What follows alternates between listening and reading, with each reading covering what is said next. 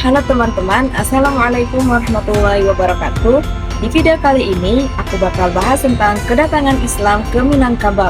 Topik ini menarik banget karena kita bakal lihat gimana proses panjang perubahan kepercayaan masyarakat Minangkabau dari masa sebelum Islam sampai akhirnya Islam menjadi bagian penting dari kehidupan dan adat Minang.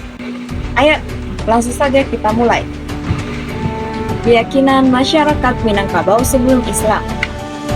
Sebelum agama Islam masuk, masyarakat Minangkabau sudah punya sistem kepercayaan sendiri. Mereka memang belum mengenal agama besar seperti sekarang, tapi sudah punya pandangan hidup yang sangat erat dengan alam dan roh-roh gaib, seperti animisme, dinamisme, dan totemisme. Jadi, pada masa dulu, masyarakat percaya kalau setiap benda, pohon, batu, atau bahkan gunung punya roh atau jiwa. Inilah yang disebut animisme. Mereka juga percaya kalau benda-benda tertentu punya kekuatan gaib yang bisa membawa berkah atau malah bencana. Itu disebut dinamisme. Contohnya, mereka memberi sesaji di tempat yang dianggap keramat supaya roh-roh yang menjaga tempat itu tidak marah. Bentuk seperti ini juga sering disebut totemisme, yaitu penghormatan terhadap benda atau makhluk tertentu yang dianggap punya kekuatan khusus.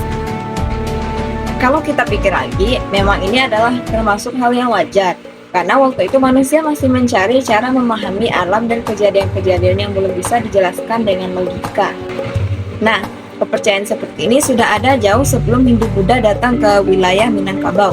Dan bahkan setelah agama luar datang pun, sebagian unsur kepercayaan lama ini masih bercampur dalam adat masyarakat.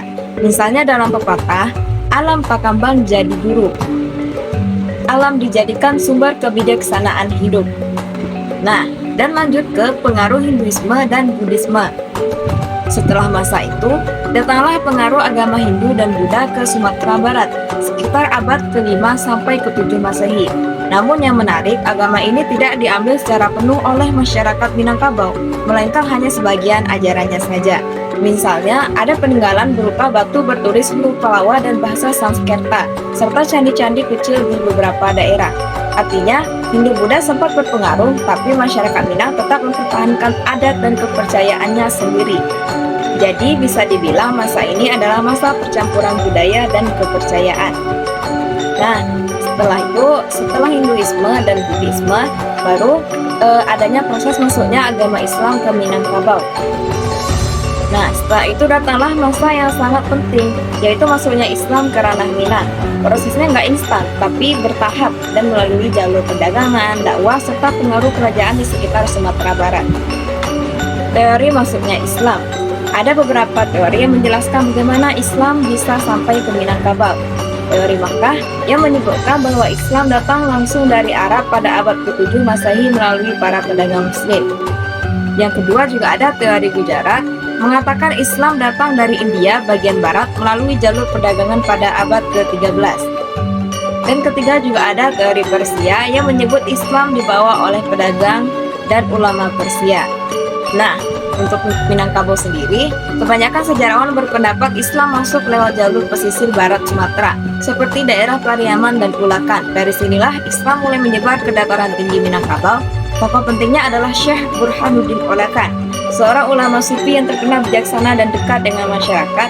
Beliau berdakwah dengan cara lembut, menyelesaikan ajaran Islam dengan budaya lokasi agar lebih mudah diterima masyarakat.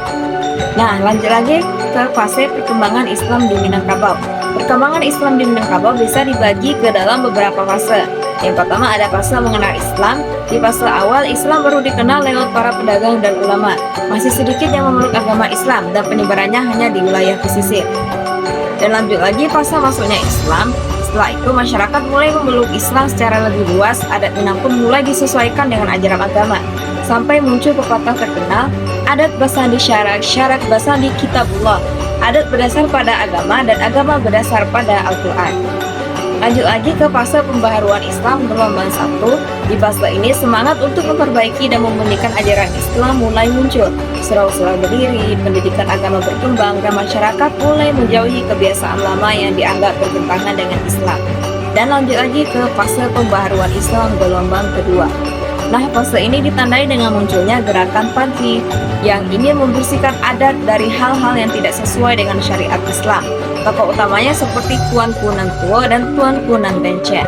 Namun di sisi lain, kaum adat merasa tradisi mereka sedang diserang, sehingga muncullah konflik besar yang dikenal dengan Perang Padri pada tahun 1803 sampai dengan 1838. Konflik ini kemudian diperparah dengan campur tangan Belanda yang membuat perang semakin meluas.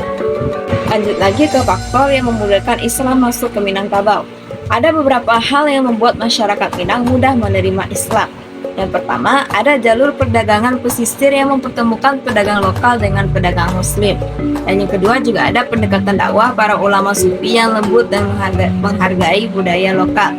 Dan ketiga, adat yang fleksibel sehingga bisa menyatu dengan ajaran Islam tanpa harus dihapus. Keempat, keinginan masyarakat untuk berubah karena ajaran Islam membawa nilai moral dan sosial yang lebih baik. Terakhir, dukungan penguasa lokal yang ikut menyebarkan dan mengajarkan Islam kepada rakyatnya. Nah, jadi dari perjalanan panjang tadi bisa kita lihat bahwa Islam tidak datang ke Minangkabau secara tiba-tiba, tapi melalui proses yang damai dan bijaksana. Islam menyesuaikan diri dengan adat, bukan menggantikannya. Sampai akhirnya lahirlah falsafah hidup yang kita kenal sampai sekarang. Adat basandi syarat, syarat basandi kitabullah.